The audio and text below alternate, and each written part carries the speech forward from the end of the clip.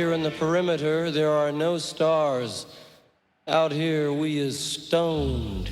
Immaculate. Hello and welcome. This is the C86 show. I'm David Eastaugh. As you know, we love a special guest. This week it's going to be the turn of the bass player and songwriter Steve Avo Lindsey, who was in various bands and still is in Deaf School. The Liverpool bass band began in the 70s and is still going strong. Also The Planets, which released 2 albums and has recently brought out a new solo album. It's coming out October 2025, titled Ping, available from all good record shops. Also, I will put a link to his website in the notes below for your interest and information of all things that he's done and also how to get the album. So this is the interview. So after several minutes of interesting but casual chat, we get down to the exciting subject of the early formative years. Steve, it's over to you. Oh, absolutely, 100% was the Beatles. I was born in 1955, so when the Beatles came along in 1963, I was 8 years old. I was absolutely prime, having a musical bent, as they say. Yes. I remember a world that existed before the Beatles, and then when they came along, it was mind-boggling. It was amazing. I remember sitting in front of the radio at home and just looking at the speaker and just listening to there was nothing that had preceded it, anything like it at all. Yes. There was the voices, the rhythm, the chord progressions, everything about the Beatles just jumped out the radio and just hit a chord, it was straight to the heart sort of thing. And not just me, obviously, it was millions and billions. And so at that age, I was completely enthralled and on board, and also being born and bred in Liverpool, you think, my God, they're ours as well. Yes, I was going to say there must have been, were there any like connections or areas that you went, oh, they just live there, or he just lives down the road, or Well, yeah, actually, what then rolled out was that this is a whole different book, but let me start from right now. What I'm doing, the drummer in the band, the drummer that's played on the album, and the drummer that's playing with the gigs that I'm doing this Thursday and Friday is Josh McCartney, which is Paul's nephew. Oh. Mike McCartney's son, Mike McGear from Scaffold. Yes. So, that's Josh is playing drums for me. He also did took the photos and designed the cover of the album as well. He's a great graphic designer. So I've known, by accident of birth in Merseyside, I've known the McCartney clan, which is extensive, yes, for decades. And I used to go out with a girl called Jane Robbins, who was, one of the Robbins family, strangely enough. you might know Ted Robbins, who's a comedian. And also, who you would have seen on Phoenix Nights and, other things. He's a very, very funny comedian. Yes. And sister Kate Robbins, who's now an actress doing a lot of stuff, but who's also had hits a few decades ago. And Jane I went out with. So I've had connections through them to the McCartney clan. And I've actually jammed with Paul. Blimey. In their what was called the shop, which was a music room, basically, that used to be the old shop that they had. And I've hung out. I've been to Auntie Gin's house. Opened the door, let him in. Blimey, that's amazing. So what were you playing when you were jamming with Paul? Well, we swapped over. I mean, he's not a bad drummer. He played drums on back in the USSR. Right. A lot of his solo stuff, and then give us a go with the bass. So I handed over my bass. This was back in Deaf School days when I was bass player in Deaf School. Still, yes. And I'll give us a go with the bass, and then we swapped onto my guitar as well. I mean, it was all rubbish. It was, it lasted minutes, but But it was a moment. It was a moment. it was a And did any moment. of your family, were any of your family sort of a bit older, or like your parents, who sort of were interested in music themselves at that stage? Yeah. My dad was a semi-pro drummer around Liverpool, Right. and he would play all sorts of you know ballrooms and dinner dances and what have you around Liverpool. In fact, a lot of the venues that he would play on a regular basis were venues that the Beatles played in the early days.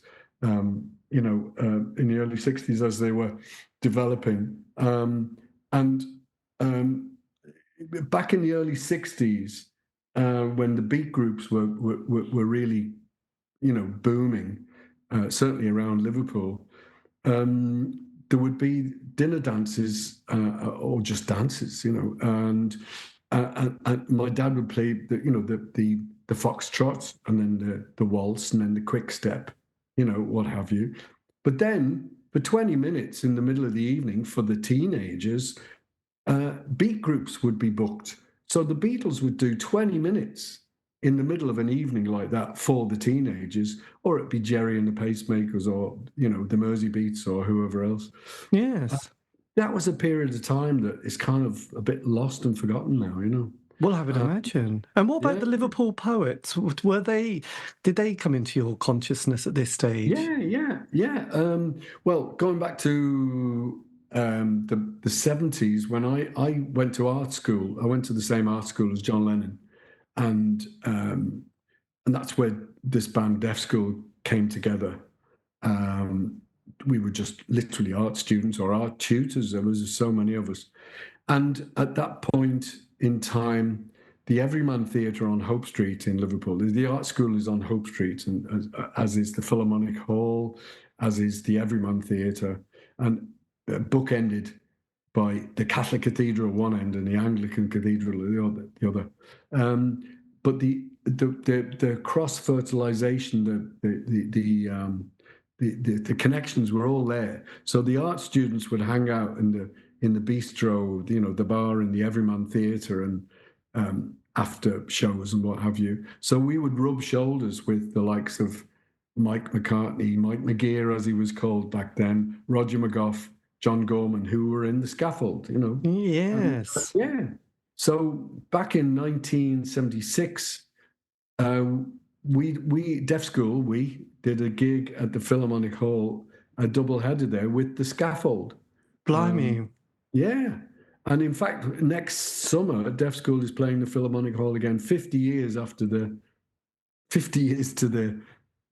almost to the month. My God. So did you go, I mean, during that 60s period, though, you would have been almost the perfect age to see that musical transition from sort of like the great 63 period, the beginning of what did Philip Larkin say when the 60s began in 63 with the first Beatles album and Lady Chatterley's Lover.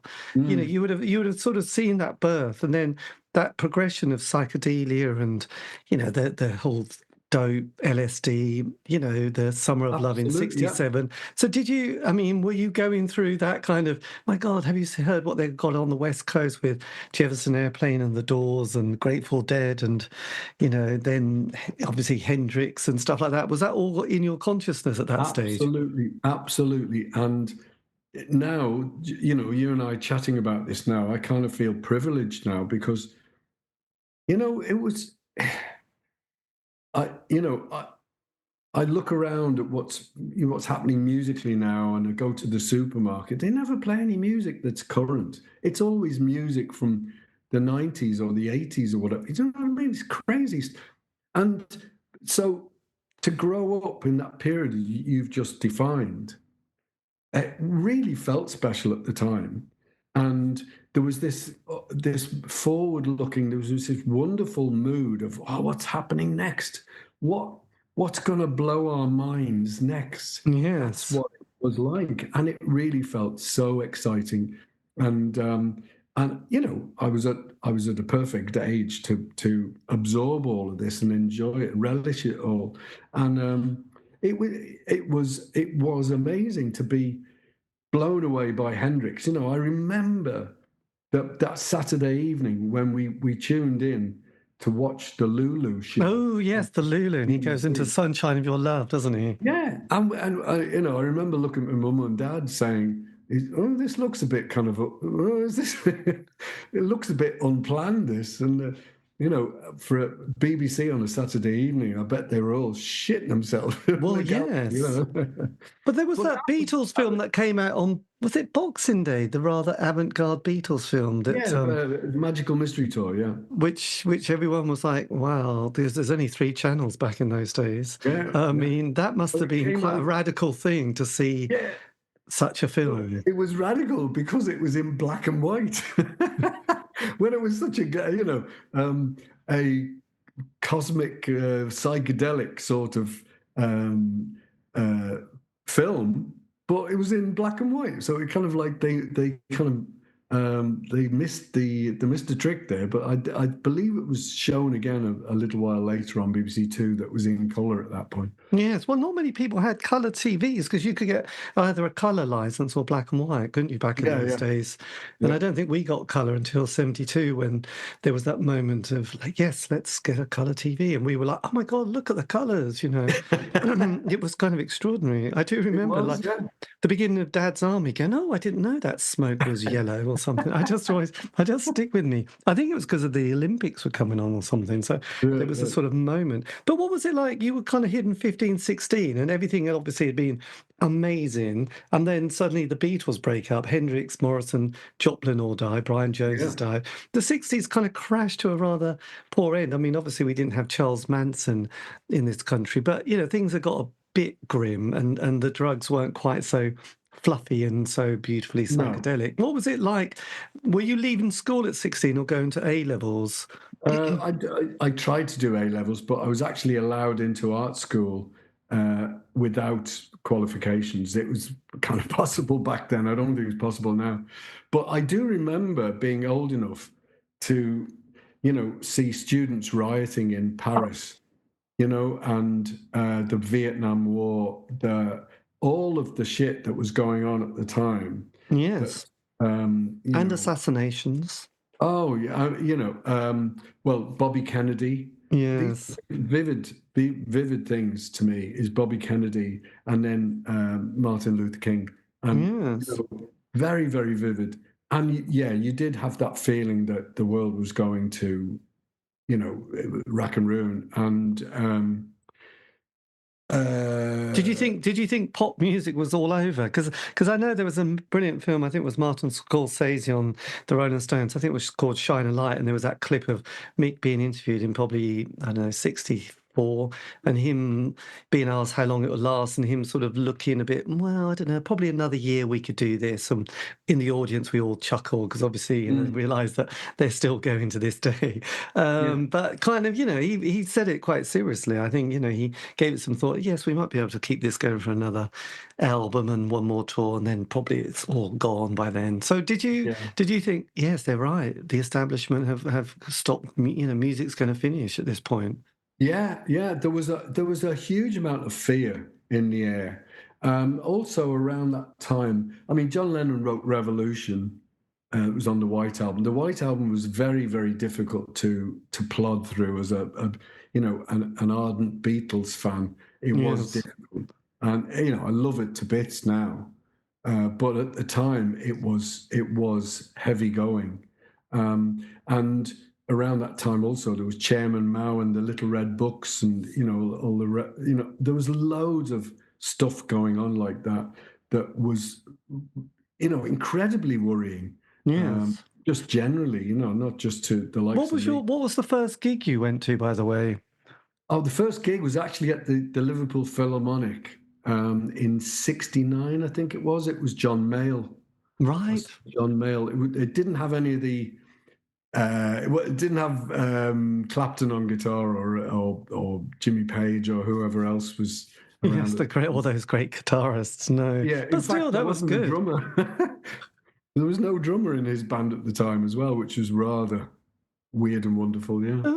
And what was your second gig then? second, do you know what? I went to see so many bands then. From then on, it's all a blur. I can name them, a lot of them, but I can't remember the order. But I would see everything that moved from Elton John. I saw him at the very, very early on before he really broke. But equally, I saw Keith Hartley and Colosseum. I saw, oh my God, there was loads of them. Did you sort of embrace the glam world, or did it seem a little frivolous and you thought, oh God, Mark Bolan, the Sweet, T-Rex, oh, not T, the same person, Gary Glitter. Did that seem okay, or did you go, no, we got to get serious, we're going to go men with long hair and beards and angst. we got to get prog. Did you sort of, or did you think, no, let's go for jazz fusion? I got to get more pretentious here. I'm at art school. The girls aren't going to fancy. They aren't going to fancy this glam stuff. They're just for children. Yeah, I know what you mean. Yeah. No, I actually there's a massive streak within me which loves singles and pop music. That's kind of what I'm all about, really. So when Mark Bolan was on Top of the Pops doing his stuff, you think, well, that's a bloody great single, whether it be Ride a White Swan or Get It On or whatever, But David Bowie really was. He absolutely nailed it for me, Right. Loved David Bowie. He couldn't really do anything wrong in my book, He's such a brilliant songwriter and consistent. He was to me almost as good as the Beatles. The Beatles there were four individuals, but he was one person, and he was almost as good as the Beatles to me, And how did you feel when the Beatles broke up? Was Liverpool? Was it a bit of a grey day for the Beatles with the town city? Do you know what? I think I've been talking to other people about this recently. When the Beatles, I was gutted personally, because I was such a big Beatles fan, when the Beatles called it a day. But in Liverpool, the 70s, after the Beatles, it was almost as if, it wasn't as if they'd never existed, but it was as if the city had said, okay, that was then. We've moved on now. Right. And now I can walk out into the street now. I live in the city centre, and it's Disneyland. It's Beatles Disneyland sort of thing. But back then, it was the Beatles, yeah, whatever, yeah. And there was quite a few years, I'd say 10 years before, people sort of said, actually, the Beatles were really quite good, weren't they? They dug up the cavern. And I was I went to one of the last gigs in the original cavern. I saw a band called Focus. Do you remember them? Oh, Hocus Pocus. Yeah, at the Rainbow. I mean, who doesn't like yodeling? Well, I saw them play the original cavern. Fantastic. Just weeks before they dug up the cavern to put a ventilation shaft in for the Mersey Tunnel, Yes. But the thing was that the Beatles really didn't have any weight or stature or anything back then. And it's really difficult for people to understand that. And going back to my connection with the Beatles family clan, there were times when I met Paul at family parties in the middle of the 70s. And he was kind of like, we kind of felt, oh, Paul, don't talk to Paul about the Beatles. But actually, Paul would talk about the Beatles. He didn't want it to die, and people don't understand that now, because the Beatles are so massive that back then, in the middle of the 70s, there was a danger of the Beatles kind of being kind of like lost in the mist of time. It was really, really, it's difficult to imagine now, but yes, almost forgotten. Yeah, and it's kind of, it's like having done this show now for quite a long time. I mean, when I first started about 8 years ago, because I was an 80s indie kid. I mean, there wasn't that much interest in it, but in the last 5 years, roughly, I mean, the amount of books, films, and exhibitions, and suddenly, talks, and everyone excavating it, it's just extraordinary. But there was almost like, it was like that's what we did in the 80s. We were in the band, we did the 3 albums, we broke up, we did a few other things, possibly, probably not that music related. We just had to get a day job and sort out. And it was like, that was all parked. It was like the guitar, the memories all went in the cupboard. And then I started asking people for interviews, saying, oh, yeah, I haven't ever spoke about this. And, all the story came out. And then it's like, oh, this is nice. And then suddenly it's like, God, someone's got a book out. This is fascinating. Oh, another book. And because the 80s was told very much by people like Dylan Jones, it was like, oh, it's the Blitz, it's New Romantic, it's Live Aid, it's Duran Duran, Sade, and I remember thinking, yeah, that's not my 80s though, Mr. Jones. Dylan. It was, and then suddenly everyone, no, there's this tribe and this scene and that scene, and it's oh yes, that's much more of a proper narrative. But up to then, it had been told by a bit like, oh, these are the kings and queens, and you think, oh, did they ever have poor people? Oh, we don't talk about them. We just like the kings and queens story. Oh, that's nice. And they were very rich and well fed, so that's all good. But then the stories start to come out, and it's kind of interesting. But I think it takes a bit of, I suppose that's my point. It takes a bit of time for things to be processed. I mean, and it's amazing with the, like you say, but I don't know, because I did an interview with Barry, and possible interview with Barry Miles, he was part of that London scene in International Times, Indica Books. I think he introduced John and Yoko together, actually. Yeah, fascinating. And I said, well, what happened to you in the 70s? That was one of those exhibitions at the V&A, So You Want a Revolution. He said, well, to be honest, we were just so tired. We just wanted to sleep and sort of get off the scene. And then it was like, yeah, fair enough. I could imagine, because there's probably the glory bits and there's all the murky bits that you think, don't talk about all the murky bits. The relationship breaks up, the bad drugs, people going a bit weird. And then when they come back on the scenes change. And it's like, actually, I'm no longer, I mean, Joe Boyd's a classic one. He did his book on the 60s. And it's like, why not the 70s? To be honest, my 70s wasn't worth the book, really. I was like, I was out of it and I'm no longer on the zeitgeist. I mean, there is this zeitgeist, isn't there? And if you're not on it, you're not on it, really. There's no... what you're saying, I recognise 100%. Absolutely, yeah. It's kind of weird. So then, when did a musical instrument start to sort of appear in your life? When did you start thinking, are you at art school? And is it very exciting at art school at this point? The early 70s, you get a grant, hopefully. You have no money worries. Students today. But wonder how you did it. And was it a good time? Was it really kind of mind-blowing? Absolutely, yeah. There's no two ways about it, compared to, I mean, at the time you think, oh, this is the way it is, so you accept it. But I know from talking to people, lecturers, teachers, even students now, comparing what it was like for me compared to what then happened. It was a golden period, Yes.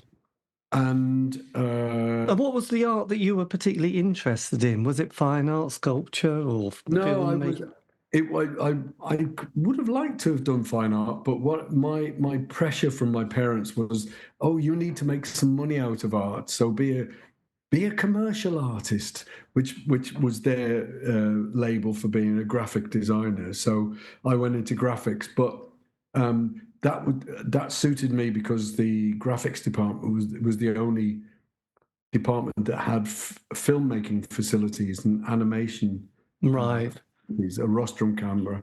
So, and I wanted to make films and stuff like that. So that suited me. But really, even though it was called graphics, it was very arty indeed. God, some of those films are completely unwatchable, but so arty. You just get meaning in there, don't you? Grainy, black and white, out of focus. It's all good stuff. Oh, there's loads of great stuff. I mean, perfect example would be, do you remember the old Grey Whistle Testament? Oh, we love that. Those interludes where they show a film and play a track. So I always wanted to make one of those crazy films, animations or whatever, that they would show during them playing a track from such and such an album, you know. And what was the kind of Anyway, yeah, go-to? but I was going to say, what was the go-to films at that period in the early 70s? Was The Godfather out at that stage? yeah, Godfather 1 was that was massive when I went, yeah. And did you Well, sort of go and think, must get Fellini in there? Were Kitchen Sink Dramas, Taste of Honey, were those films, had they got that kind of, I know in the 80s you had to see A Taste of Honey on Saturday night, Sunday morning, otherwise just how uncool is that? But, I don't know if they'd got that, yes, you've got to watch torturous black and white films from the 50s. Was that something that you had to go through in the 70s? I really enjoyed all that stuff. In fact, the films that I enjoyed watching, which felt like really old films to me were black and white British films from the 60s. I'm trying to remember the names there. Oh God, what's the one? Richard Harrison, who plays a rugby player. What about The Seventh Seal? Did you go through that phase of watching those Bergman films, like, No, the Game of Chess? Not personally, but they. You've got me on the spot now. What's his name? Richard Harris. Richard Harris playing a rugby player, and then there was a suitable case for treatment. Oh, This Sporting Life. This Sporting Life. 63, fantastic. Yeah, I know. So those kind of things I was in. But talking about being at art school, and I remember spending hours at the cinema watching the films that Andy Warhol put out. Oh, splendid. We had to do those, didn't we?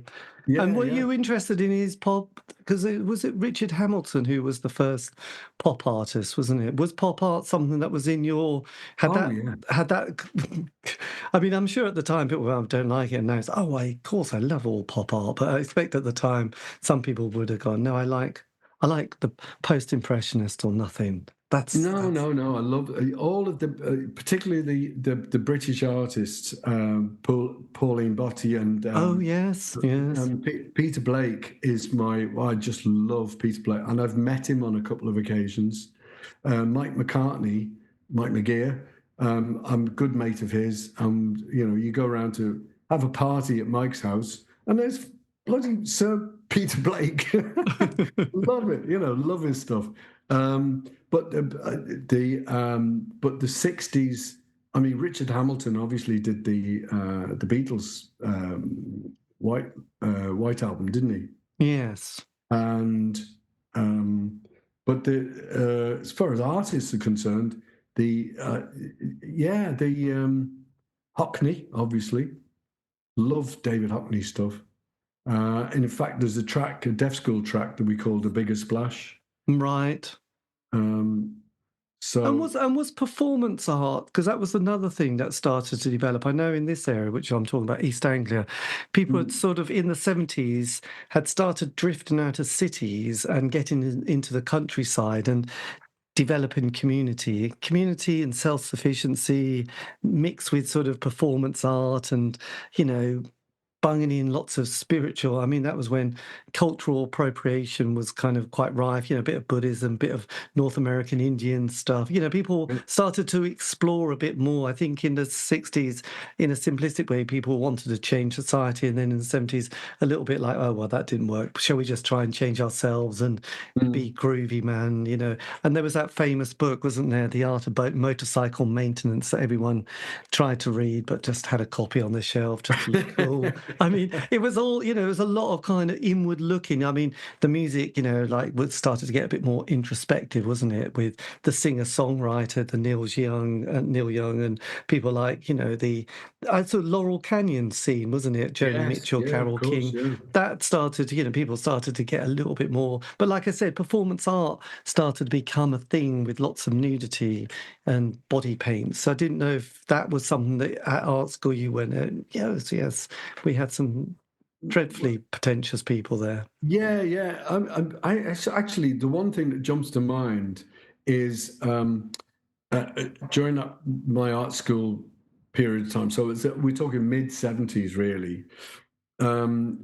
In the city centre, there was an arts collective called the Liverpool School of Language, Dream and Pun, and they also had it was a tea shop as well, and an old warehouse right in the middle, actually just a matter of yards away from the old cavern as well, and they staged the Illuminatus.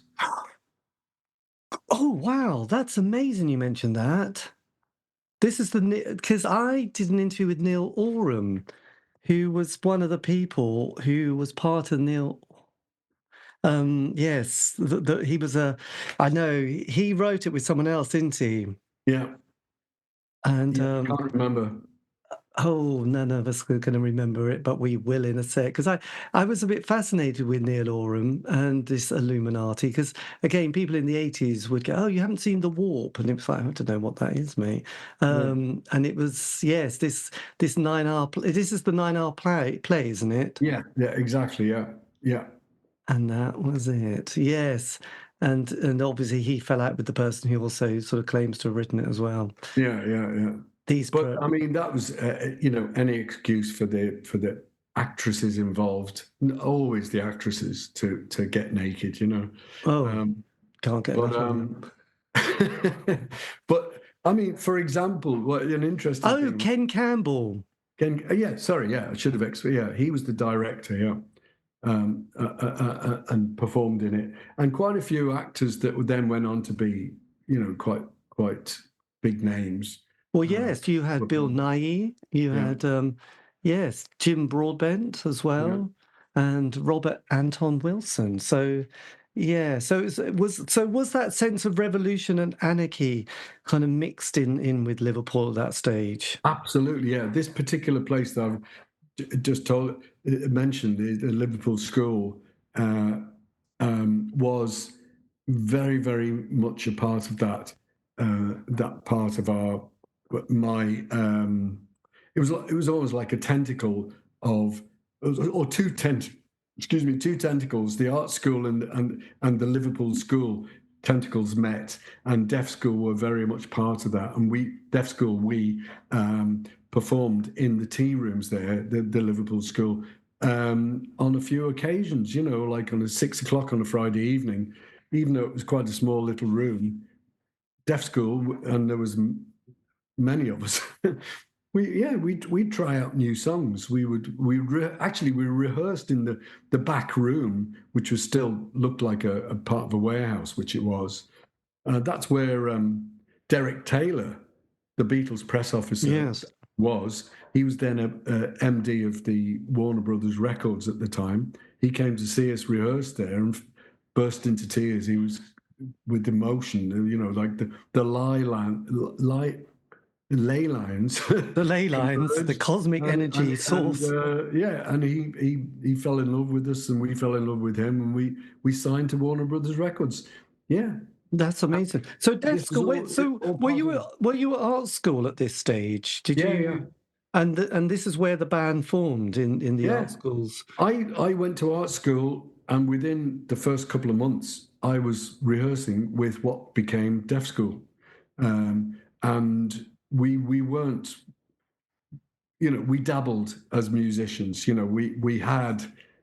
Like the drummer had a drum kit because he had an interest in playing the drums. He wasn't a drummer. Yes. He became a drummer, and we all learnt our instruments to one degree or another as we went along, but we were there ostensibly to go to art school, but then this monster became bigger and bigger and bigger within careers, I would imagine. And were you picking up that slightly early punk vibe of like people like Doctors of Madness and Richard Strange and Dr. Feelgood and possibly the Ramones? Was that kind of also gravitating towards the band? Absolutely, yeah. And in fact, there are some elements in what Deaf School's doing that would now be labelled as punk type thing. For example, we gave ourselves stage names. I was Mr. Average. the keyboard player became the Reverend Max Ripple. One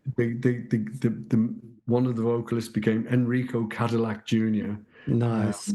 There was, we all gave ourselves these names, which predated Johnny Rotten and Sid Vicious, etc. But it was that, I think, the thing that we had was precisely what you would call the punk ethic, which is, okay, you're not a great musician, but the intention is what's really matters more than anything else. You know what I mean? Yes. And had you come across the Fabulous Poodles at this stage? Were they not at all on your radar? Well, they showed up on the radar as Deaf School was kind of developing, and we got mentioned in the Melody Maker and Sounds and this, New Musical Express at the time. Yeah, they would pop up on the radar a bit, Yes. And was Eric's, the club, was that a going concern at this stage? No, it became a thing after Deaf School really had established itself, and actually this Liverpool school that staged the Illuminatus was predated Eric's, and in fact our manager to this day, Ken Testy, was one of the founders of Eric's. Right, my God! So that was you were right. Deaf School was the band that played the opening night of at Eric's. Was it? Yeah, and we kind of had a bit of a residency there for a while. Yeah. My God, that must have been amazing. Actually, it was. Yeah, and a lot of people that came to see Deaf School, lads in the crowd, girls in the crowd, then went on to say, we can do this. If they can get away with it, we can do this. Yes. So you end up with bands like Big in Japan, Teardrop Explodes, not Frankie Goes to Hollywood.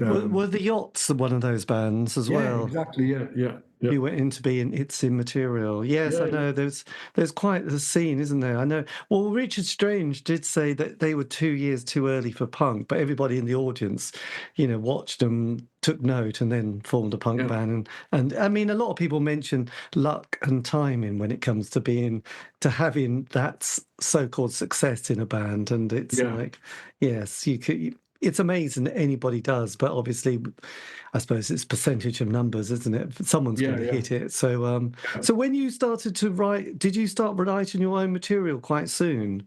Yeah, I was writing. I mean, even before I joined Deaf School, I was writing daft songs. I got a guitar when I was about 11 and started, dabbling, writing songs like that. But it was only through as and when Deaf School came along, and when there was a demand for material, so I'd try and chip in. There was loads of us in the band. I lost count of how many people were in the band, and so there were any number of people who would want to contribute material. And then as the band developed and we kind of whittled ourselves down to a minimum of 8 people, the chances of me getting a song in there were a little bit greater then, Yes, you do have a very intense period here, don't you? I mean, like, I mean, having done this for a long time, I just realised there's a little bit of a 5-year narrative, the 12-month honeymoon period, and then the single, the John Peel gives it a play, a John Peel session if you're lucky, and then that first album, Transit Van, around the country, second album, probably still a transit van. And if you're lucky on that third album, possibly a bit bigger, but then, people are just getting a bit... relationships are getting a little bit frayed, and there's also the incredible lack of money which often pushes people over the edge. Did you find, when you did the second album, did you go out on tour at that stage and sort of hit the circuit with great gusto? Yeah, what you've just described is exactly the arch, the arc. Sorry, the arc. Yes. But second album, because of Derek Taylor, we were blessed with a tour of America. We toured America after the second album for 7 weeks. Derek wanted to break us in America, and so the American album is actually a double album. It's a gatefold thing. It's the first and second album put together in America, and we toured like kings for 7 weeks there, and I mean nothing came of it because the problem with Deaf School was that we never came up with any hit singles. We couldn't we couldn't write, either couldn't or wouldn't write, compromise. I always wanted to, get on top of the pops. I eventually with my own band after Deaf School, but at that period of time, no, it wasn't. No. And then you did a John Peel session, didn't you, in 78? We did 3, actually. We did a session per album. Oh, you did. 76 was your first one, wasn't it? With Tony Wilson. I don't know which Tony Wilson, actually. But a different one, yeah. So you did What a Way to End It All, Where's the Weekend, Knock In, and Final Act. So did he love the band at this stage? Yeah, well, he's from Liverpool. So yes, John Ravencroft. He does, yes, he's very generous, but I think that's nice, No, I don't think really we were his cup of tea, but he was,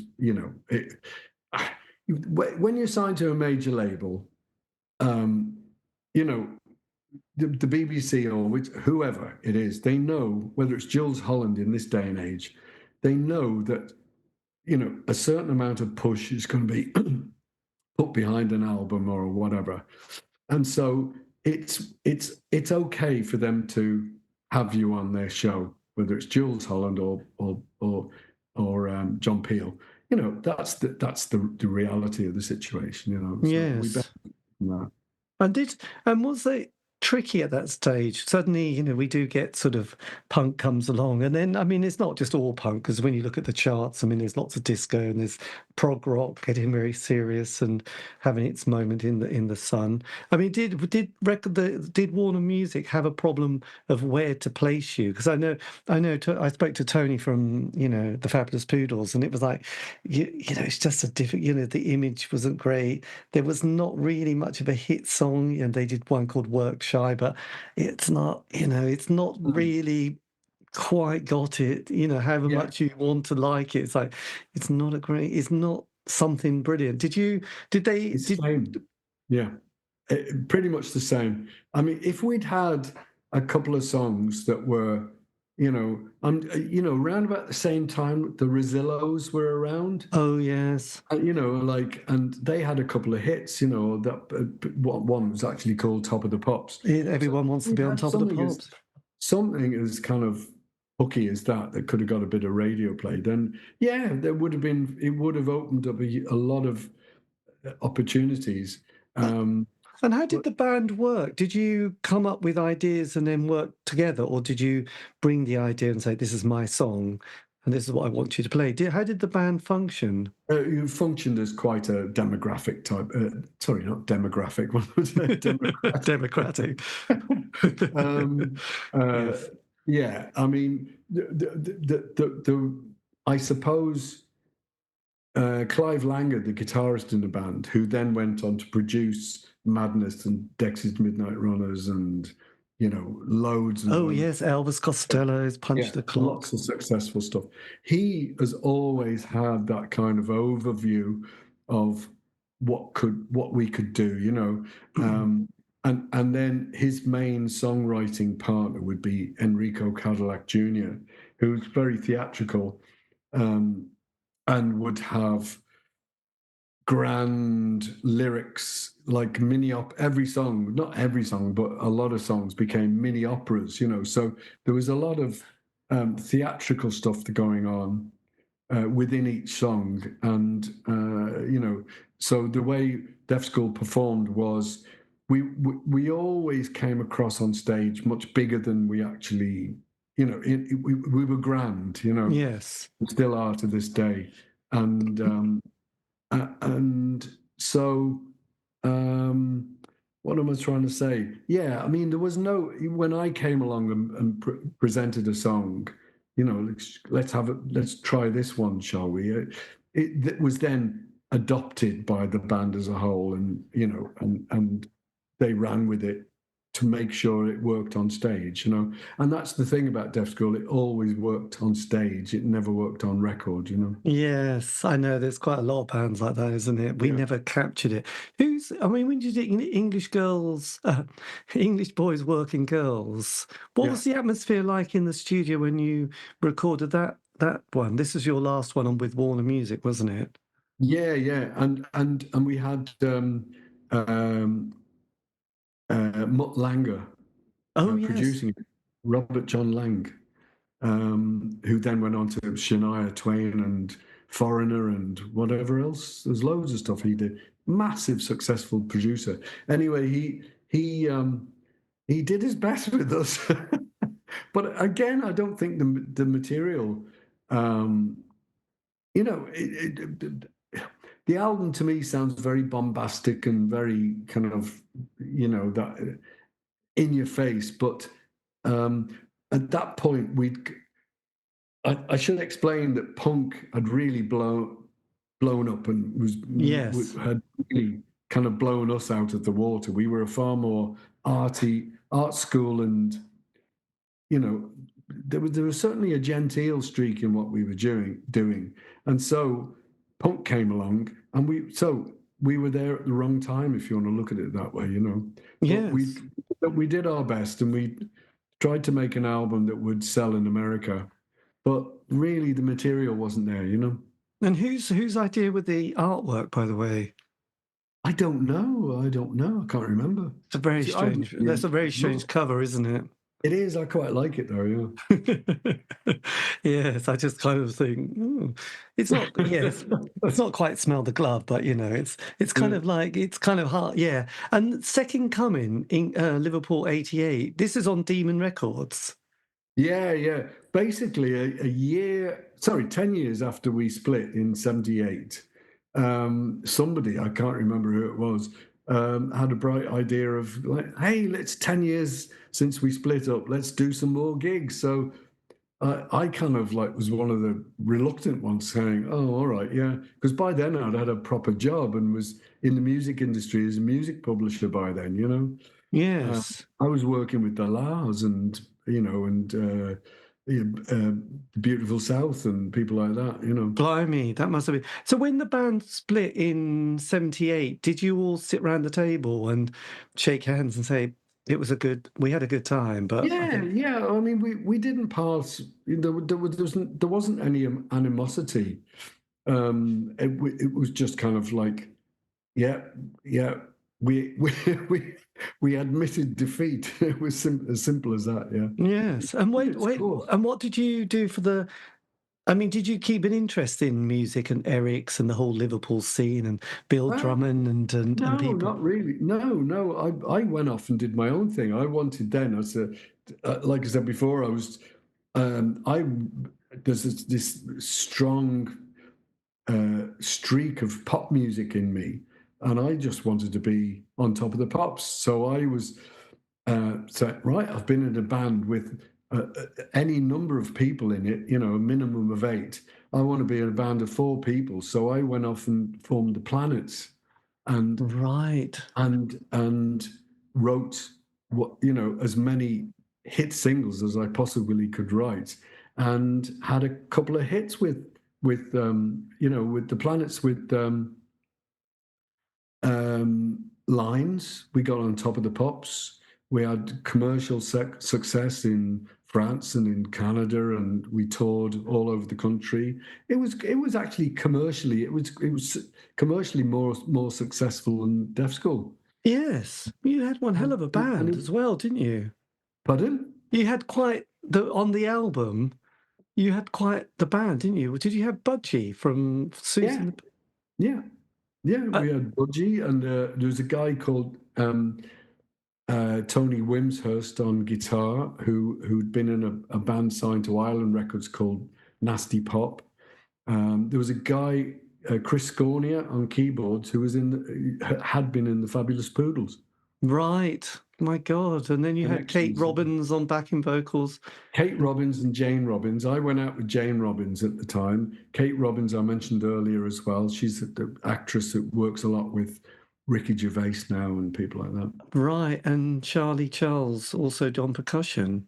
Well, no, Charlie. Sorry, I should explain that before I actually put the band together, the record company said to me, I played them the demo of this song called Lines, and they went, "That sounds like a hit," And I played it to the publisher. He said, "That sounds like a hit." So, oh, great. And at the time, the Blockheads, as musicians, were kind of up for hire, guns for hire, as producers. So the record company said to them, this is without Ian Jury, obviously, and actually without Chaz Yankel as well.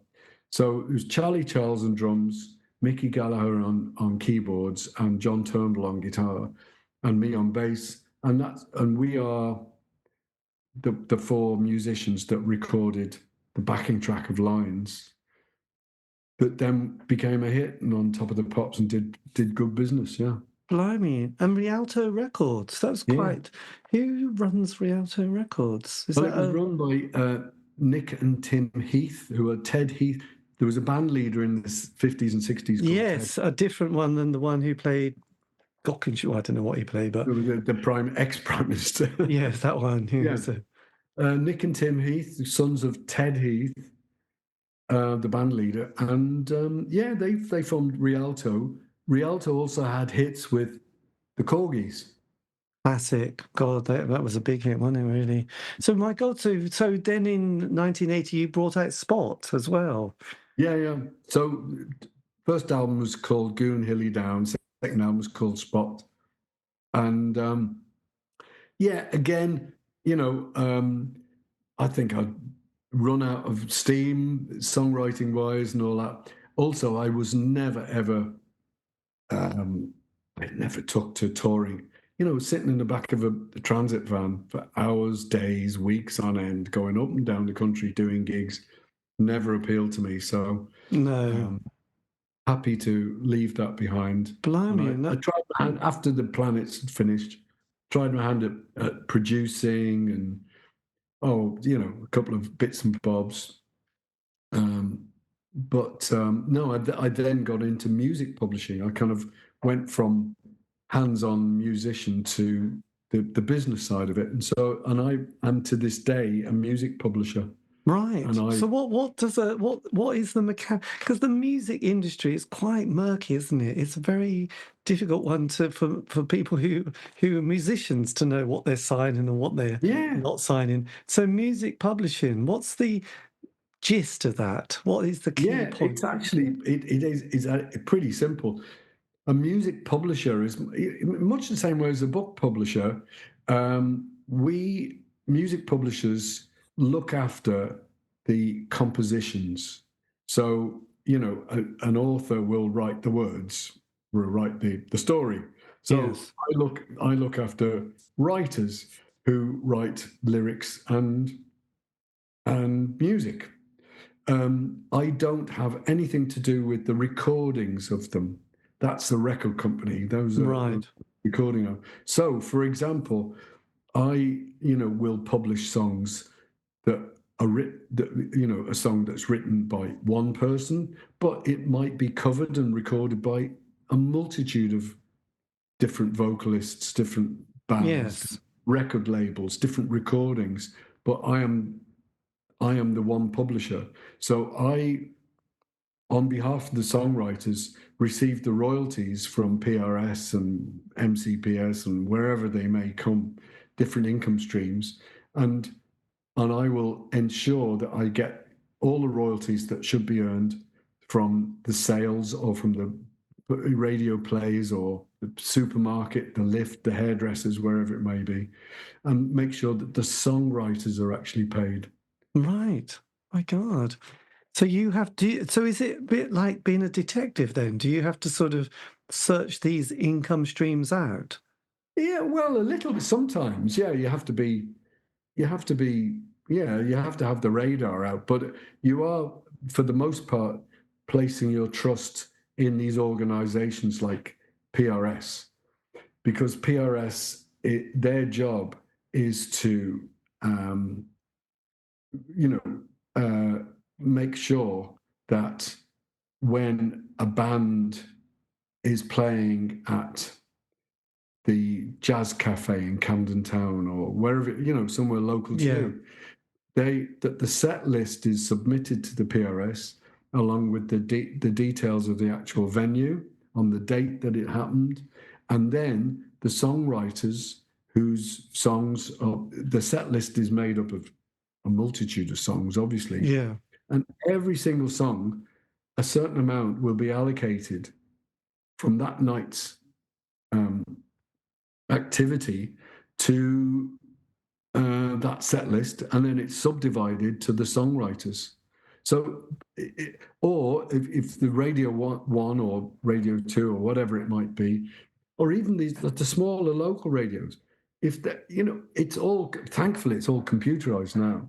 So a lot of it happens behind the scenes. But whenever one of my tunes gets played on BBC Rutland or whatever, then a certain amount of then an amount will be allocated to that play, and I will get a statement every couple of months from PRS saying, "Oh, you got a play on Radio Rutland, and it is worth X amount of money." And believe it or not, with streaming, every single stream that now takes place all over the world, whether it be through Spotify or Apple Music or Tidal or whatever it might be, every single stream is now registered and will pick up a micro payment, but it all comes through all of these systems now, and these organizations like PRS, MCPS, and what have you, will then administer it all. I tell you, the way I think of it sometimes is, when you've got your mobile phone, obviously, and every time you text or you use some data or you make a phone call, your phone company will allocate a certain cost to that and will charge you. And if you want to get a statement and drill down and see all the lines of activity, you can do so. And that is exactly what happens in the music industry now. Behind the scenes, there's multi-million lines of data, billions probably now. Yeah, there must be. So a radio station, what happens if they don't submit a playlist, but they've been playing, like all these regional programs that are bits of stations who are quite small? Does the computer sort of know what's being played and then? Yeah. Oh, right. Yeah. So it would. So I'm just thinking of all these local radio stations that have set up. So they would actually, all those tracks are being sort of logged, and then something would happen. Yes.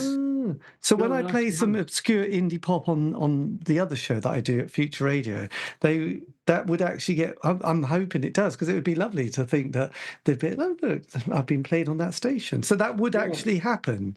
It will, because in this day and age now, if you're playing a track even from a CD, but if you're playing it from if you're getting the music from Spotify or wherever it is, if it's in a digital form, then it'll have the ISRC code will be embedded into the music. So when you play it, that I should say that a radio station cannot be allowed to operate unless it's got a PRS license. Well, yes. So that means that there's no skin off the nose of the presenter or whatever. No, God. The fact is that to operate as a radio station, whether it be digital, online, or whatever, they have to have a PRS license, and means they have to pay an annual PRS fee. Yeah. And that fee will then be divided throughout the year. And so every little play will get a share of that fee, that annual fee. Micro payments, but it works.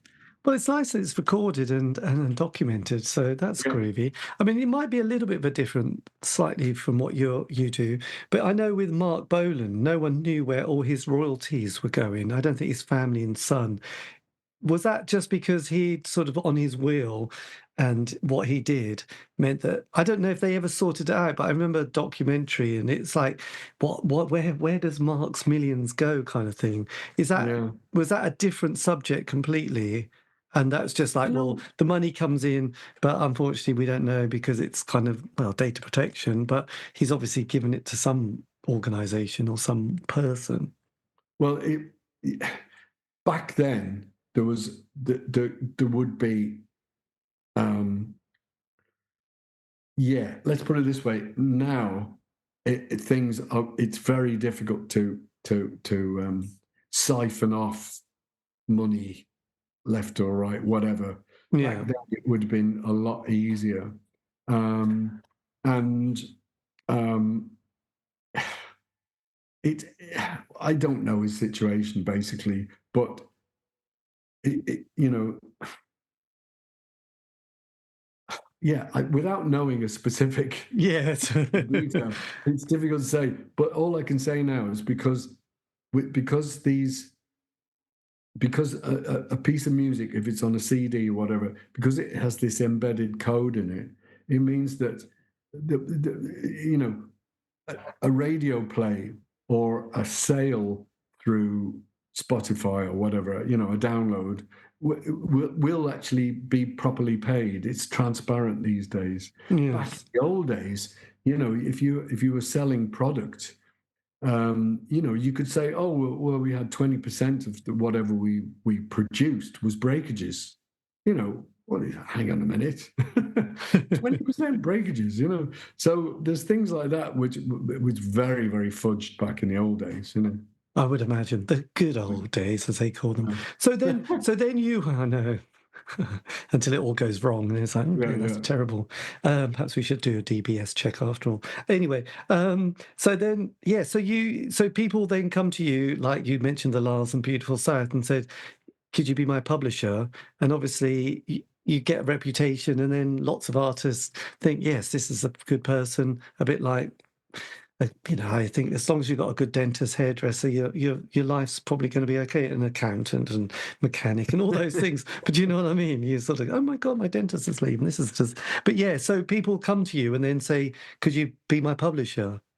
Yeah, well, kind of, yeah. I mean, you know, I was able to kind of make a bit of a mark in the world of publishing, and was asked to join Go Discs, which was the label behind, Oh yes, you know, the Lars, Beautiful South, Billy Bragg, uh, the you know, Bathers, I think, wasn't there a band called the Bathers? Bathers, yeah, yeah, and they also had well, they had the House Martins first and foremost as well, with along with Billy Bragg, Oh but then yes, you know Norman Cook and Beats International, and then Fatboy Slim developed out of it all. So that was a great period of time. That was late '80s. Then I was very much involved with Norman Cook and the Lars. I did a lot of work with the Lars at the time, you know.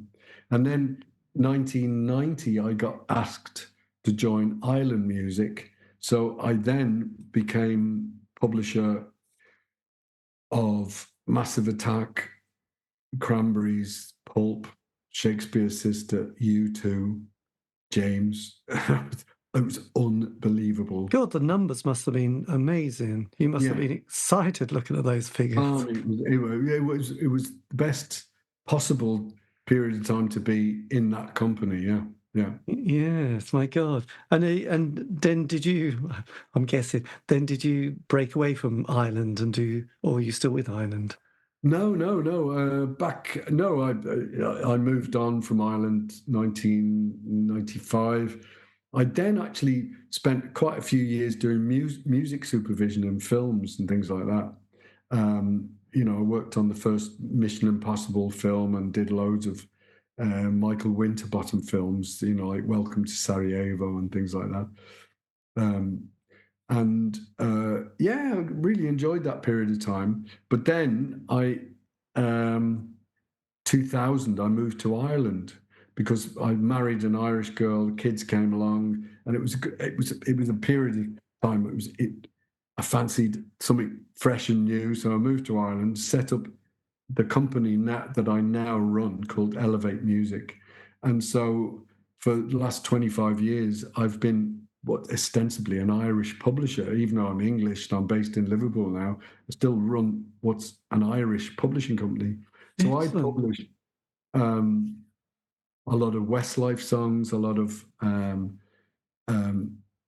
Irish artists that you probably would, unless you have an interest in Irish music, you probably wouldn't know a lot of the stuff that I publish. So is it like the folk side of it? Like No, some of it is that, but a lot of it. Have you ever heard of the Rubber Bandits? No, God, I can't even lie, can I? Yeah. I know the Woodbees from Southern Ireland, and there was a couple. There was Cara Dillon. I don't know if she was. Oh yeah, Cara Dillon's fantastic, lovely voice. Yeah. And there was another artist who did a great version of Gypsies, Something and Thieves, which was really, God, they were fantastic. Yeah. God, Irish, and I went to see them at the Arts End, and then. I mean, obviously, there's Enya, but there was another one called Altan. There was Oh, Altan, yeah. They were good. Irish. Yeah, very good. Yeah. Well, there's a song that I publish that you may or may not be aware of called Fields of Athenry, which if you had well, right, okay. I follow Liverpool Football Club, big red fan. Was that from the Shankly or pre-Shankly days? Oh no, Shankly, from Shankly onwards, yeah. But one of the songs, like the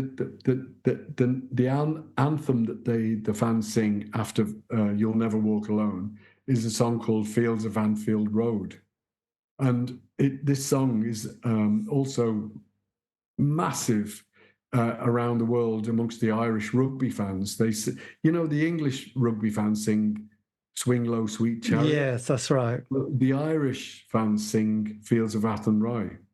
And so you probably know it if you heard it, but this is a song that I publish. Right. So, this is the wonderful world of publishing. It's kind of behind the scenes. It's a backroom job, Yes, amazing. But it is amazing, yeah. The band I was thinking of was called Dervish, and they were from Ireland. Yeah. And I remember seeing them not recently, probably about 10 years ago. It's okay. Yes.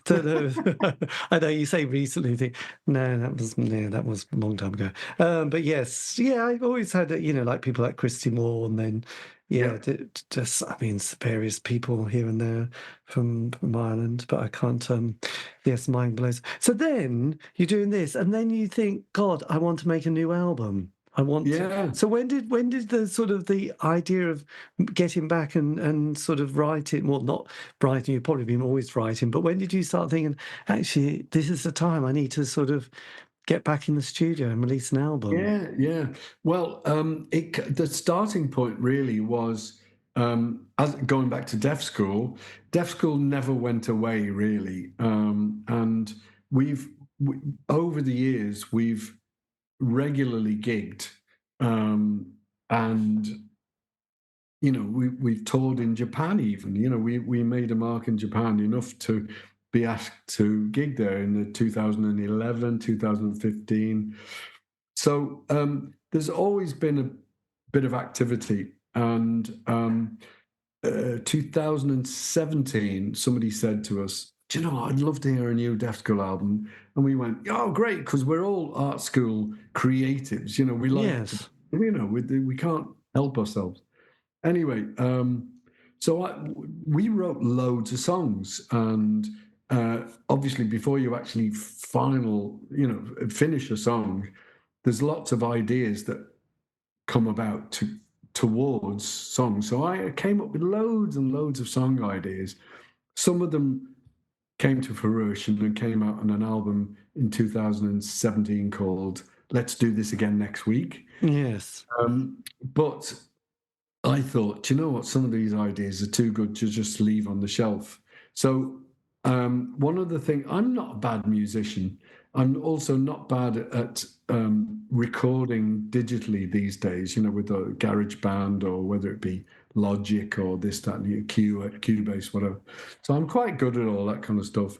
I've got the gear, and so I started recording a lot of these ideas that were too good to waste, sort of thing.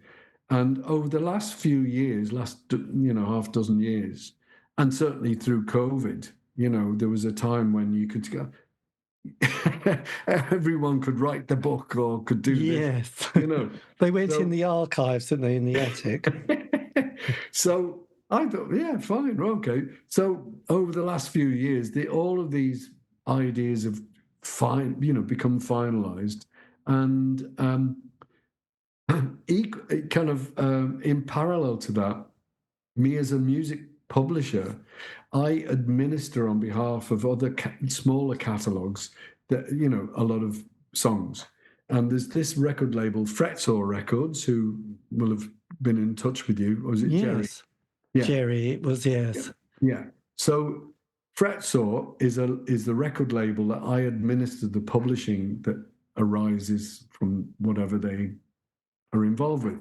So I said to Ian Sefton, the guy who runs Fretsaw Records, I said, I've got these tunes. And he said, well, why don't I put them out, So Fretsaw is putting out this album of my tunes that is the culmination of what I've been, tinkering with over the last few years. I got Josh McCartney to play the drums in the studio. I've got Tony Wimshurst, who was in the Planets, to play guitar. Sadly, he died earlier this year. He was ill for quite a long while. So there's connections. Yes, because this is an album that's coming out, because I've listened to it, which is fantastic. I've really liked it, and it's been really enjoyable to play it, because I got the link for the on, actually it's SoundCloud, isn't it? So yes, that came out. So these were all songs, did you say, which were being written after your kind of 2017 period, but then finalized during lockdown? Yeah, more or less. Yeah. I mean, quite a few of them were finalised in the last couple of years, or even written in the last year or so. But certainly it's. The other point I was going to make was that me as a music publisher over these decades, I've been rubbing shoulders with some of the most incredible composers over these years, and either having direct personal contact with them or connection with them, face-to-face contact with them, or just by virtue of the fact, like, for example, publishing U2's material, you just listen to them. Whether you like U2 or not, they're undeniably successful. Oh, yes, I mean, there are some, I mean, a bit like The Police, you just think, actually, this is a great song. Yeah. You just have to hold your hands up, yeah. So, and I've learned a huge amount of, I've absorbed and have learned a lot about what makes, songs work. Now, whether successful is a different thing altogether, but, and over that period of time, I think I've appreciated more and more and more lyrics. Yes. I think, lyrics, I never really put too much importance on them way back. But really, when I listen to, whether you like him or not, Donald Fagen, I love his lyrics. I mean, what a musician, but I mean, his lyrics are just wonderful, I think he's underrated as a lyricist. But that, but John Lennon, you could argue that it was John Lennon, really, his lyrics that made the Beatles, because, like a song as simple as She Loves You, it's a song that is so unusual because it's written in the third person. It's about him over there and her over there. It's not I love you and you love me. It's she loves you. She loves you. It's, you know what I mean? It's so unusual. And then you've got, Strawberry Fields or whatever. You know Well, what I actually, mean? one of my favourite ones, because my brother, he was 7 years older than me. He had, he was into prog rock during that 70s, and he had Sergeant Pepper and he had Goodbye Yellow Brick Road as well. And I just thought Good Morning on, Sergeant Pepper album. I just loved the story of that. The lyrics on that particular track just always mesmerised me, and the sort of the musicality and the drum especially. But there was something just about that song which I've always been amazed by. I love that song. Yeah. It's so beautiful. But yes, do you like people like Randy Newman as well? Is that Oh God, yeah, absolutely, yeah. Tom Waits, love Tom Waits. Randy Newman, absolutely, yeah, Yes, there's a song called Baltimore, which I just always absolutely adore, actually. yeah, So yes, and people so you like Steely Dan as well. That's one of your... yeah. I mean, I've only really kind of got to like them, later on, sort of thing. I must admit that back in the 70s, when Def School was doing its stuff, we did kind of like we poo-pooed Steely Dan a bit, Yeah, because some it Steely was Dan, too kind of Supertramp, too 10cc. muso. They would have gone. Yeah. Did you with this particular album? Did you bring the lyrics first and then brought the music with it, or How did that kind of creative process work? It was it's a good. I like that one. I like that question because it's only in recent years that I've actually written music to pre-existing lyrics, and I did that on one or two songs, but certainly um, uh, even though I might have had the melody line for a particular song already established, there are songs that I really wanted the lyric to like tell a story or Right. jump off the page, sort of thing. What I was determined to do is not make do with the lyrics, but actually, make every single song have some sort of point to be there, to exist. So I really wanted each song to have a really good, strong chorus, hook, whatever it might be, and for the lyrics to match that, as far as possible. Can you remember the process when you put together the opening track, All This and More? What was that kind of process that went on with that particular number? In fact, that's a bit of a weird one compared to the rest of the album. I set myself. I've always wanted. I've been one of these people who've gone, oh, I love that chord. I love this chord. Oh, I can, and to find interesting chord progressions and stuff like that. I set myself an academic task of writing a song on one chord, one note, a drum. Right. So that was the task I set myself. So okay, you've got a drone, and so I thought, right, I've got to have a really interesting melody that goes on top of that, and I want it to stick out a bit. So I put a discordant note in there, and actually this song was the lyric came about because of COVID, which was all the things I loved and all the things I couldn't do because of lockdown. Yes. So to feel the summer heat, to walk down Denmark Street, to sit behind the beat, all listen. So it was all the things all listen more. How much can I show how much I love you?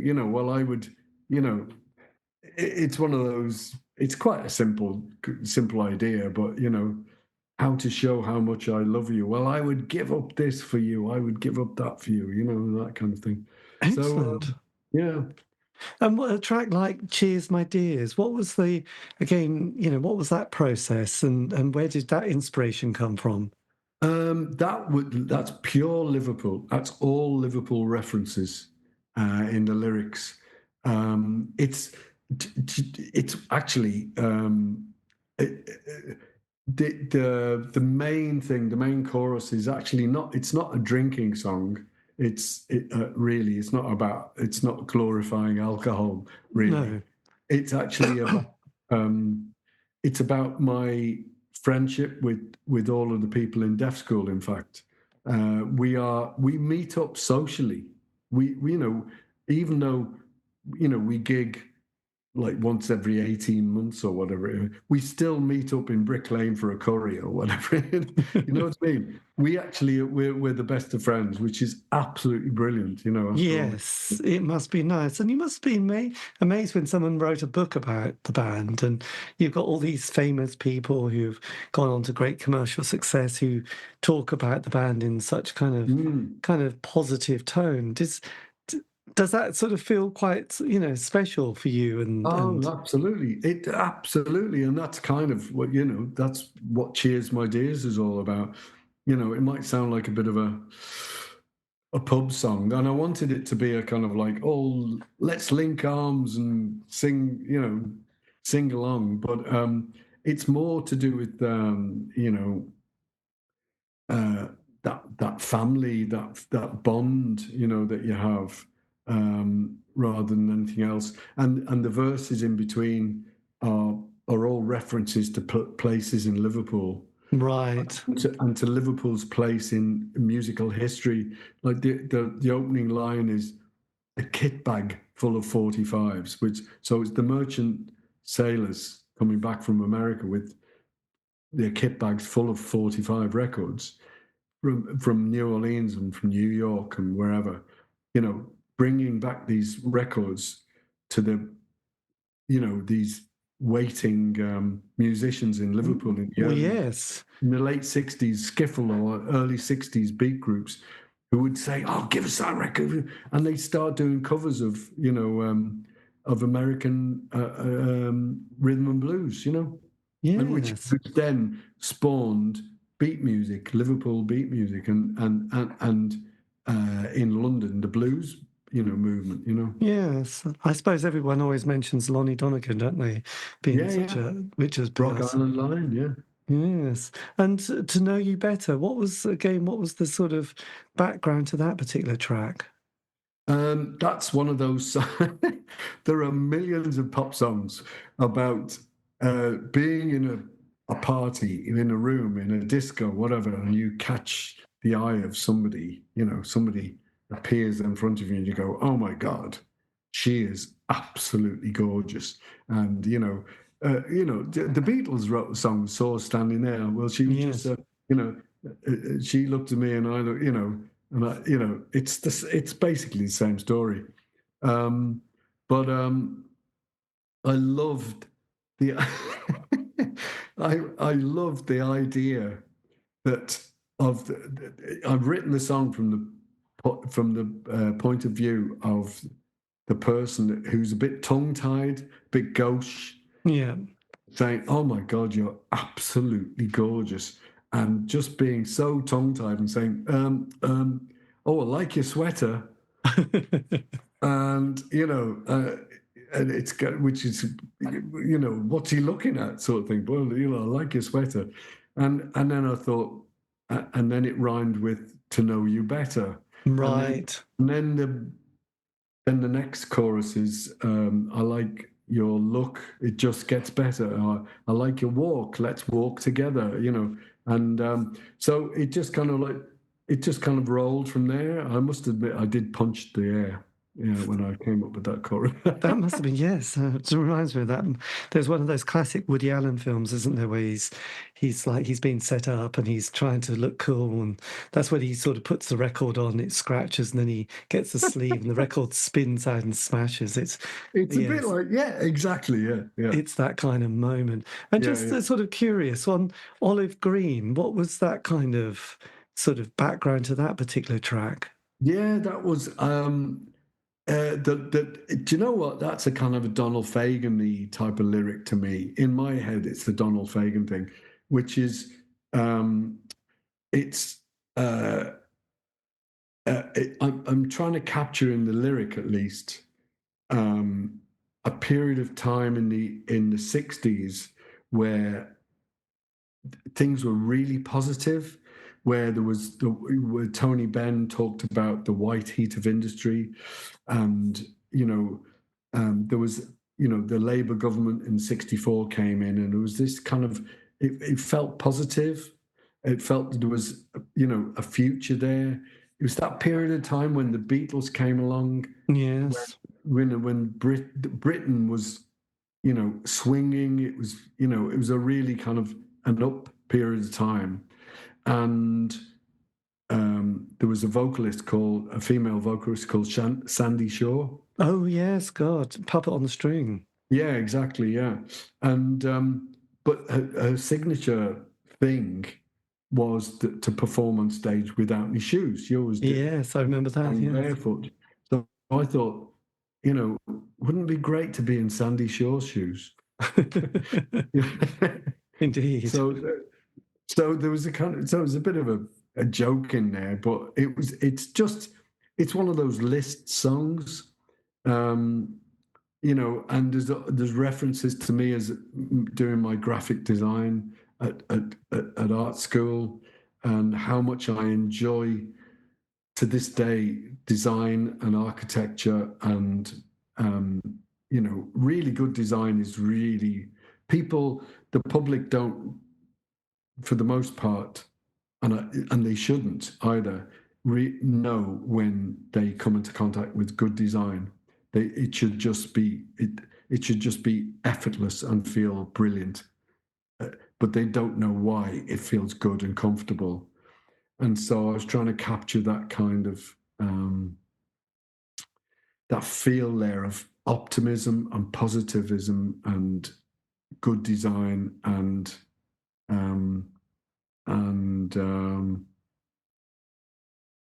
yeah, yes. I was just trying to think of that guy who was the designer for Apple for a while, but I think he's left now. Was it Johnny? Oh God, Apple designer. He was just. I mean, Apple just captured a simplicity, didn't they? Almost like. Yeah. Well, yeah, you've hit the nail on the head there. It's up. Yeah, you're absolutely right.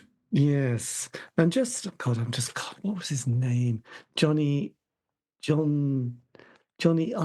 Eve. Oh God. Couldn't tell you. Yes, this is true. But it was just one of those guys who just always had that ability to make things just like when you saw bad design, it just jumps out at you, don't it? Because it's kind of very it just obvious. Feels so uncomfortable, yeah. And it's like, oh yes, that's been designed by a committee. Whereas then you get something that's like so beautiful and so simple, but then it does the job for you. And just interested, place in time. What was this a kind of reflective number for me? Yeah.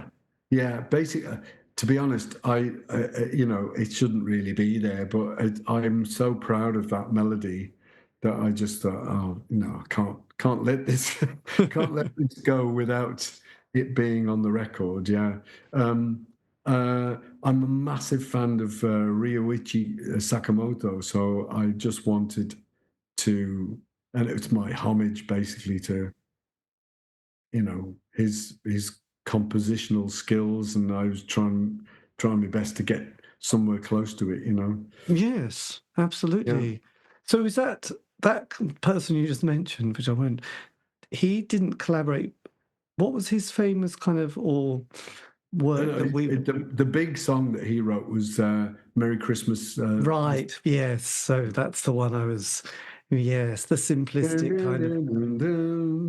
It's a bit like an Eric Satie piece on the piano, isn't it? Or one of those where you just think, God, I don't know how it works, but there is something kind of magical in the simplicity of that. Yeah, it's to be honest, it's not. It sounds simple, but no, it's bloody amazing. It's just a lot of going back to design and Apple. It looks simple, but oh my goodness me, what amazing design. And Ryuichi Sakamoto is just one of those composers that can just, it's so elegant, Yes. Well, I think when someone, I can't remember who the artist was, but there was some some story Joni Mitchell sort of once told, which was like an artist just quickly scribbled something, and it was like, wow, that's amazing. That took you 5 minutes. He goes, no, that's taken me 50 years. But, it took you all know, my it was life. like there was all this that went into that 5 minutes of me doing this, you know, and it's a little bit like the same, isn't it? You have to do. And just curious, on the last track, SDJ, what was, just curious, interested in how that composition came together. That's actually, I'm generally a very positive and optimistic and upbeat type of person. Always have been. No, I haven't always been. And that song captures a period of time when you think, oh my God, I'm actually depressed. I'm really in a bad place here. And, and so how do you deal with that? And and one of the ways that people deal with it is going to a happy place.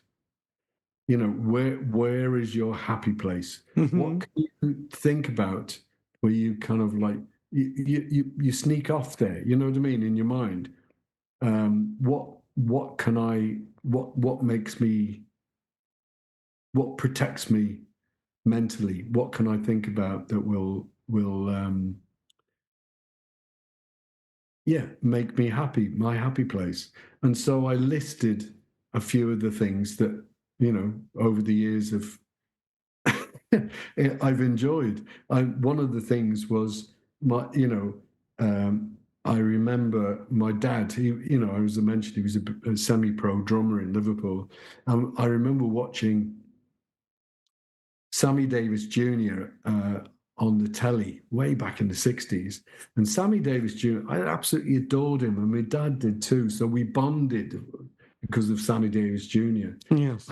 A great drummer, actually, Sammy Davis Jr. Great tap dancer. He was good vocalist. He would he would sing amazing songs and stuff like that.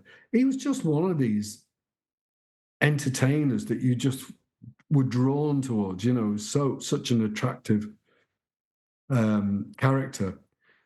And then, so I called it SDJ because it's Sammy Davis. I should have called it Sammy Davis Jr. Right, it's all making sense. But I didn't call it Sammy Davis Jr. because as a music publisher, if I called it Sammy Davis Jr., all the royalties would go to Sammy Davis Jr.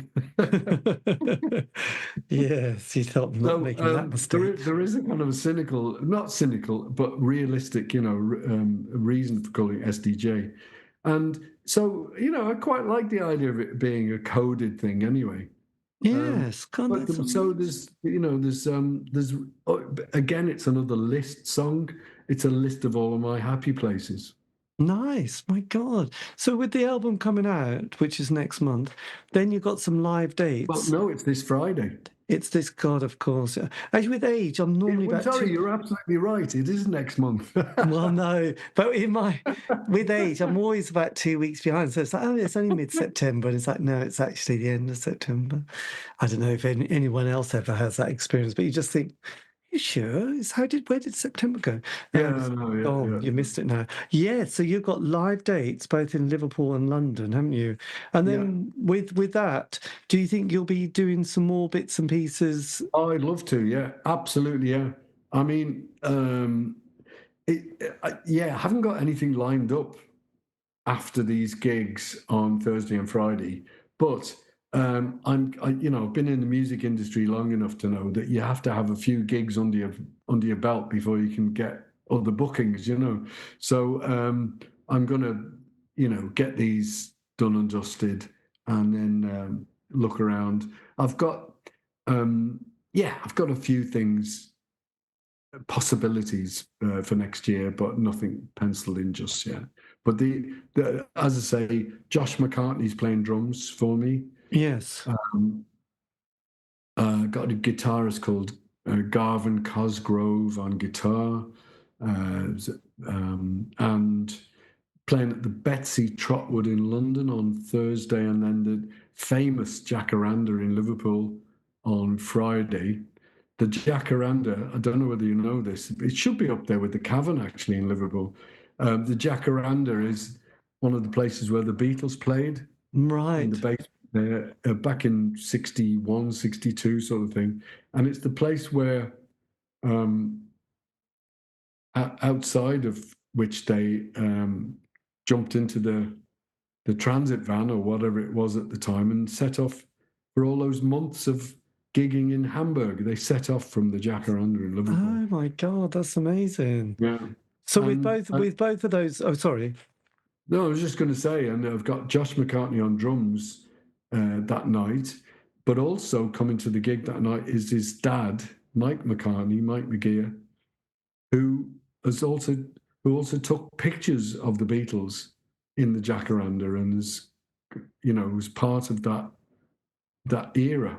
So yes. This Friday is actually a really significant moment in time, I think, for Liverpool history, is that, where not just kind of several generations will link up. From 61, 62 with Mike McCartney, then there are other people coming along who you wouldn't know, but would be part of the Liverpool scene in the later 60s and into the 70s. There's me and Deaf School 70s, and then there's other people coming along, who like the Farm. The lads from the Farm will be there. God, that's fantastic. God, so it's going to be like one of those. And then the Jacaranda now is a going concern, pulling in loads of new young bands, and it's fantastic. Oh, that's fantastic. So it's going to be kind of a cosmic energy force, isn't it? I think it will be, yeah. It'll be quite emotional, actually. Yeah.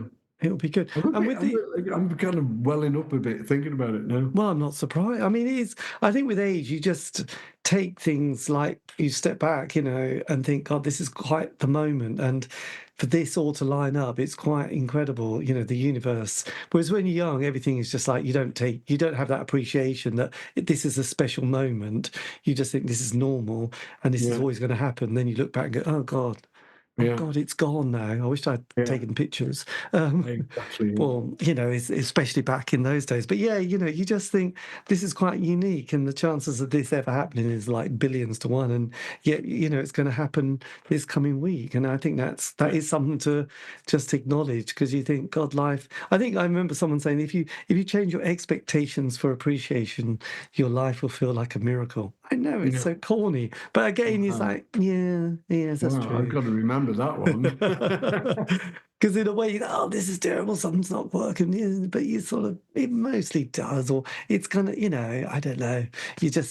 I don't know, if we expect so much, if the computer's slow, we go, oh, bloody computer, oh, the internet, bloody hell. You think, yeah, but look, I mean, we're talking about colour TVs, in 73. We didn't get a landline phone until about 1978, and now it's all so different, isn't it?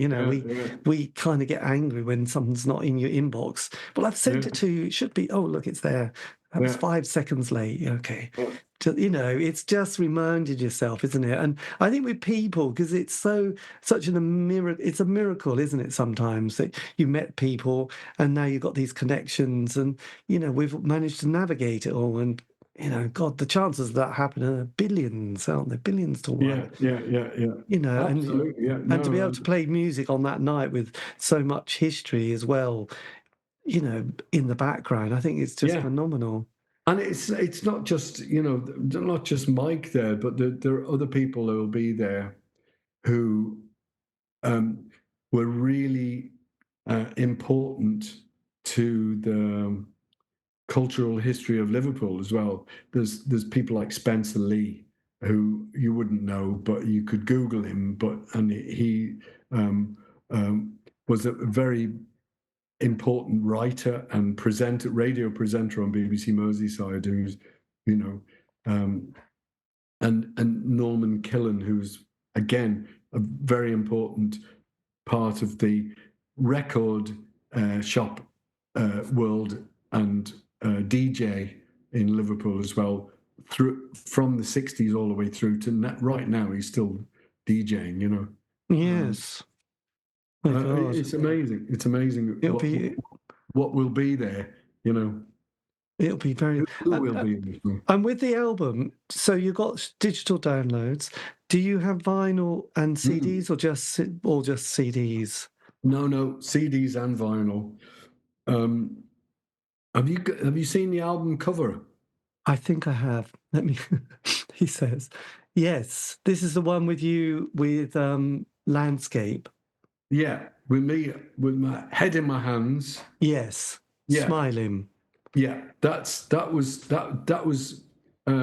photograph was taken by Josh McCartney, the drummer, and he's actually a great designer. He does a lot of work for Katie Tunstall and people like that.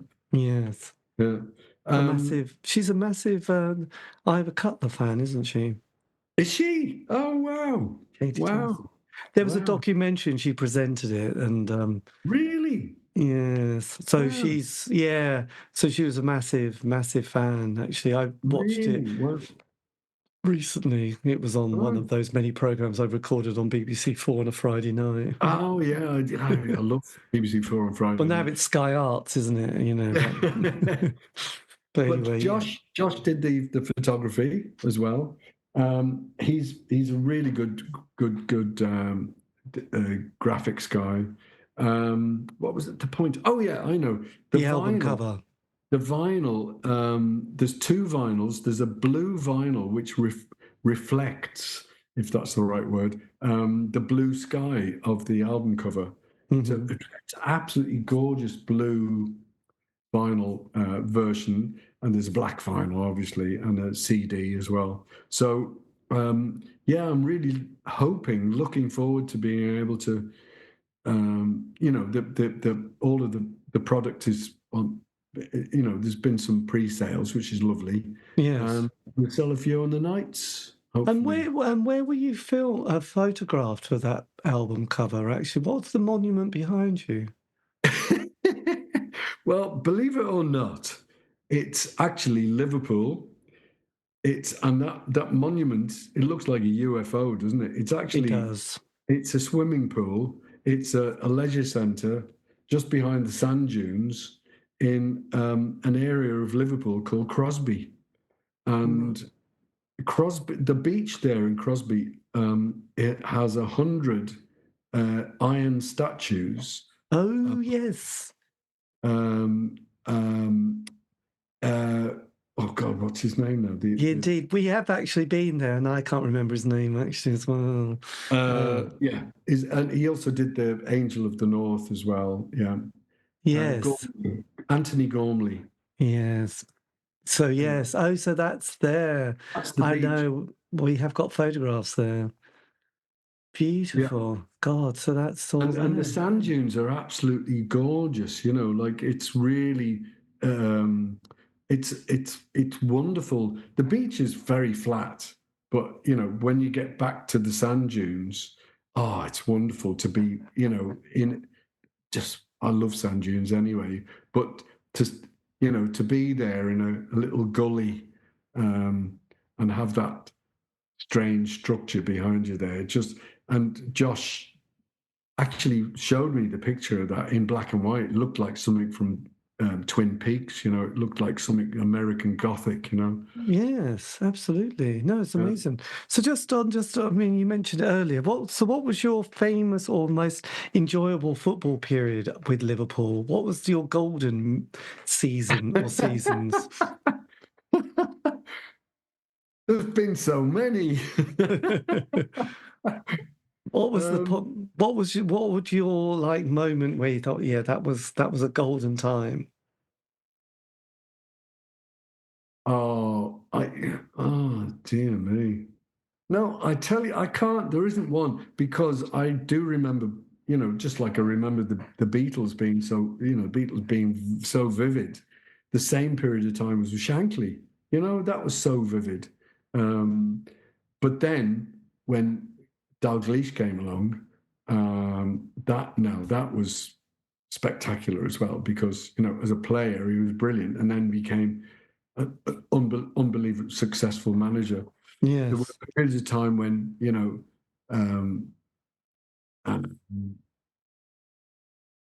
I could tell you that the miserable period of time.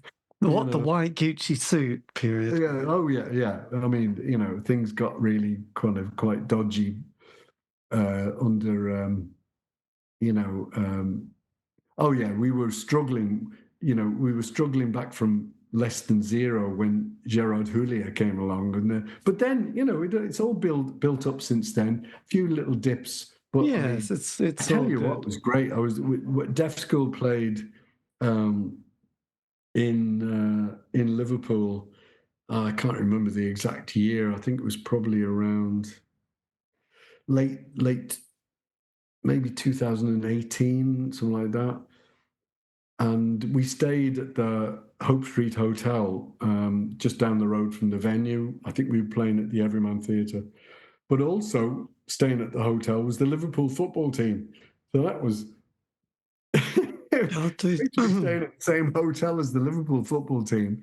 And then, you know, just like the players are, you know, milling around the lobby just as you are, you know, and that was wonderful, you know. Yes, it must have been literally rubbing shoulders with Mo Salah and with you know, Klopp and you know, all the lads there. Wonderful, great stuff. Yeah. Well, God, that is fantastic. Yeah. Well, look, thank you ever so much for your time, Steve. This has been amazing, and I will send your PR chap, you know, a link as well, because he'll probably want to see it. But yes, well, look, good luck on everything, and thank you ever so much for giving me this. Thank you very much indeed. It's been great to hear your story. And that, dear listener, is the end, or almost the end of the interview, apart from some emotional goodbyes. But a massive thank you to Steve for giving me the time for that interview.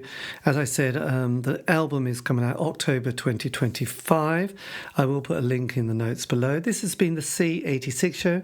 David Eastaugh. If you want to contact me, you can on any of the social media platform sites. Also, all these interviews have been archived on Spotify, iTunes, Podbean. It's true. Have a great week. Stay safe.